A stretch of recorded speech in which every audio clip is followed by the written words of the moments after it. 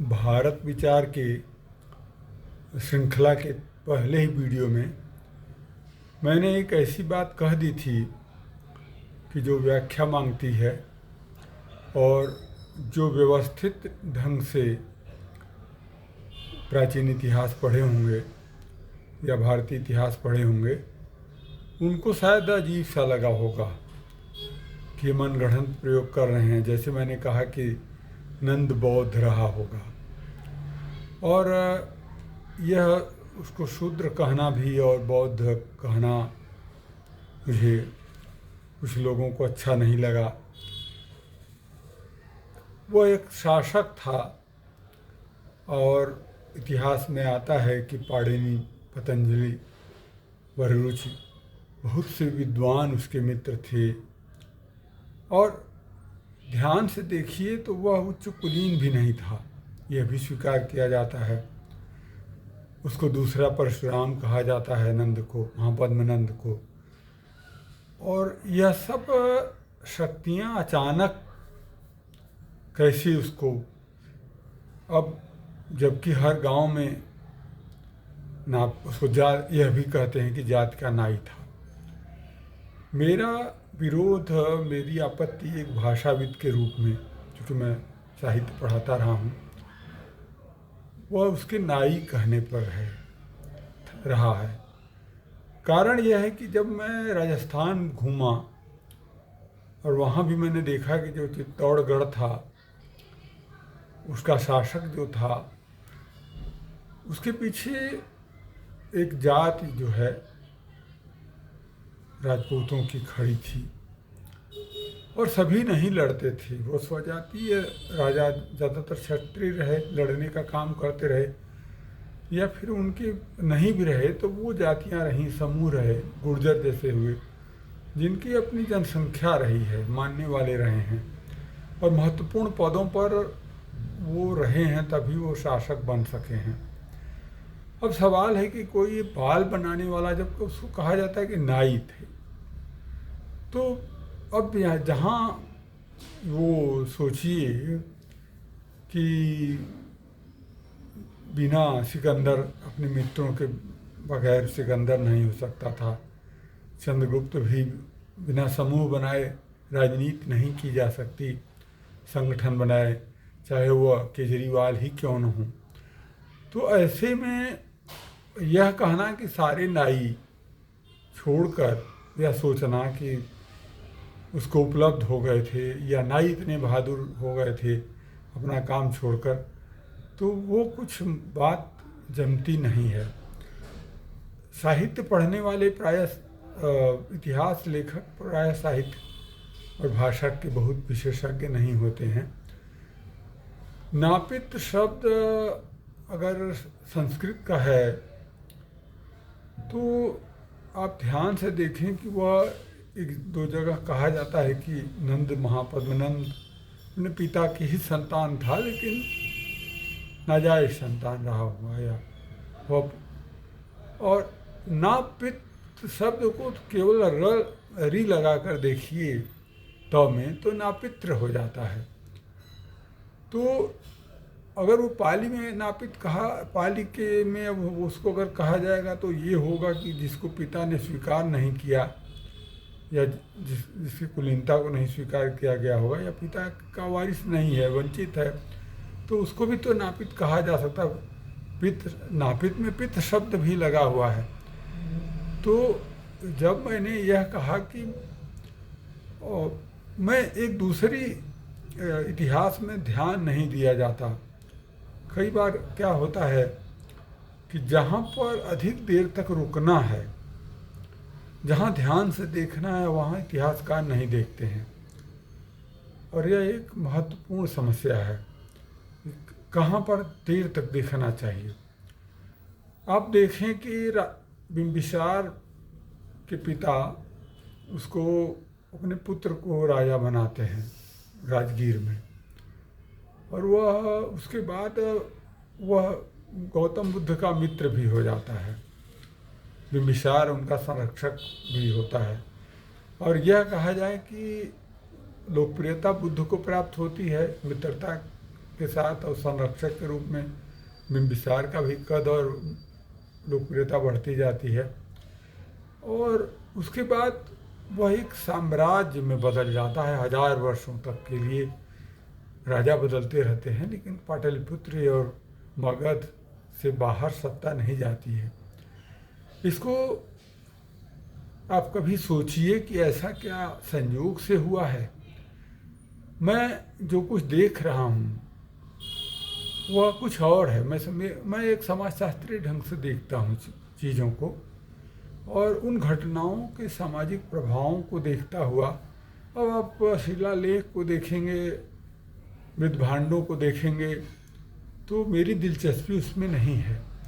दिलचस्पी क्यों नहीं है कि कुम्हार बिरादरी बहुत प्राचीन काल से, जब हमारे यहाँ बिरादरी ही बन गई, तो अब 1000 साल पहले के कुम्हार के मृद्भांड देखें, 1000 साल बाद के देखें, और अगर उसमें वही मिलेगा आपको। अगर लुहारों की कृतियाँ तो मिलेंगी नहीं, लोहे से बनाई चीज़ें उपयोग की जाती हैं और उसके बाद वो गल जाती हैं, जंग लगते हैं, गल जाती हैं। हम लोगों ने अपनी बचपन का खरीदा हुआ लोहा आज तक नहीं बचा। तो आप ध्यान से देखें तो अभी भी जो है ईंट तो मिल जाएगा पका हुआ, मिट्टी में नहीं गलेगा, लेकिन लोहा तो गल जाएगा। तो इसी तरह बहुत सी निर्माण सामग्री हैं, भवन हैं, लोग उखाड़ ले जाते हैं, पत्थर पटिया सब चुरा ले जाते हैं। तो इस भारत के लिए ये कोई महत्वपूर्ण और आक्रमण जहाँ होते रहे हैं और दूसरा कब्जा करेगा। यहाँ तक कहा जाता है कि जब सारनाथ से जो है वहाँ से ईंटें लेकर कारिंदे जा रहे थे अपना घर बनवाने, तो कुछ भी बाद में ध्यान गया किसी का, आया अंग्रेज़ों का ध्यान गया, उसको रुकवाया गया। तो जो मैं कहना चाहता हूँ वह यह नहीं है, वह यह है कि जो अगर नाई ही था, मान लीजिए थोड़ी देर के लिए, नंदवंश का जो महापद्मनंद, तो पहले तो उसका नाम वो महापद्म न होता। महापद्म जो है बौद्ध नामों से मिलता जुलता है, पद्म उपाधि के रूप में है, कमल के रूप में है। तो जिस समय में है 344 में, 544 के आसपास, 45 के आसपास जो है बिंबिसार का समय है, और ईसा पूर्व 543 ईसा पूर्व बिंबिसार का है। तो आप देखें कि गौतम उसके उस समय संघ की स्थापना करते हैं। संघ एक दार्शनिक बहस के लिए स्थापित और वह राजाओं से द्वारा पोषित होने लगता है। एक तरह से आज के कॉलेज स्कूल चिंतन के विद्यालयों में बदल जाता है। भिक्षा मांगने शुरू में निकले होंगे, बाद में राजाओं ने संरक्षित करना शुरू किया, बिंबिसार ने स्वयं किया होगा। तो उसके बाद जो है ज़्यादातर चिंतन हुआ होगा। फिर चिंतन करते करते ज्ञान की अन्य शाखाओं को बैठे क्या करते, फिर उन्होंने अपने ज्ञान को और बढ़ाया होगा और नए नए विषयों को छुआ होगा। फिर वो एक स्कूल में बदलता गया होगा और लोग फिर बौद्ध धर्म की दीक्षा लेने और शिक्षा लेने के लिए लोग भेजने लगे, क्योंकि यहाँ ब्राह्मण होने का मामला नहीं था, ज्ञान प्राप्त करने का मामला था। तो सभी जातियों के लिए खुला था। जैसा कि तो जो समानांतर शिक्षा व्यवस्था जातीय शिक्षा तंत्र से जो ब्राह्मणों के यहाँ पारिवारिक हो गई थी, वह जो है सार्वजनिक शिक्षा व्यवस्था बौद्ध संस्थागारों के कारण, संघों के कारण वह शुरू हुई। और उसने जो है यह विवेक दिया, चेतना दिया, बौद्धिक क्षमता दी कि एक नाई का पुत्र भी अगर था, अगर वो नापित था, अगर वो नाजायज पुत्र था, वो भी शिक्षा के माध्यम से महापद्म हो सकता था। और वह वहाँ तक हुआ कि जहाँ उसके मित्र पाणिनि और पतंजलि हुआ करते हैं, वरुरुच हुआ करते हैं, कात्यायन हुए, तरह तरह के और ढेर सारे, और जीवक का समय भी उसी था। तो एक लहर शिक्षा के ज्ञान का है। तो जब मैं कहता हूँ बौद्ध, तो मैं इसका आशय यह नहीं है कि उसने एक राजा के रूप में बौद्ध धर्म फैलाया। वह पास ही का था, बौद्ध संस्थाएं अपना कार्य कर रही थीं, तो राजा को ज़रूरत नहीं होगा कि वो उसी के क्षेत्र में हुई होंगी। फिर ब्राह्मणों ने समानांतर बोध गया के समानांतर गया को जो है पिंडदान के लिए, तर्पण के लिए प्रसिद्ध किया। उन वृक्षों को महिमा मंडित किया कि ज्ञान मिला तो वृक्ष के कारण मिला। मोहम्मद साहब रहते तो इस्लाम के मोहम्मद साहब ने तो पेड़ ही कटवा दिया खजूर का, लेकिन यहाँ पर जो है वह महिमा मंडित करने का मौका मिला, चूँकि वट वृक्ष की आयु होती है। तो फिर उस ज्ञान उस एक उसको तीर्थस्थल में बदल कर समानांतर पंडा तंत्र सक्रिय हो गया, सनातन भी सक्रिय हो गया उसमें, और उनको एक यह भी माना कि ज्ञान प्राप्त हुआ है, तो ये दिव्य जगह है। तो ये सब बातें सब हैं। तो मैंने जो इशारा किया कि वह बौद्ध था, तो इसका मतलब है कि वह कुलीन नहीं था। इसका मतलब है कि बौद्ध शिक्षा व्यवस्था ने योग्यता के आधार पर किसी को भी प्रसिद्ध होने का अवसर प्रदान किया था। ये भी हो सकता है कि वो मठाधीश रहा हो, संथागार का, संघ का अध्यक्ष पद तक आचार्य रहा हो, और उसके बाद उसने मारा हो, किसी नाराज हुआ हो, या बौद्धिक स्तर राजा का बहुत कम देखा हो तो किया हो। तो नंद कुछ तो प्रभामंडल उसका रहा होगा कि उसके बाद उसका वंश चला और दूर तक फैला वहाँ पद्मनंद के जो है, और इतना प्रतापी था।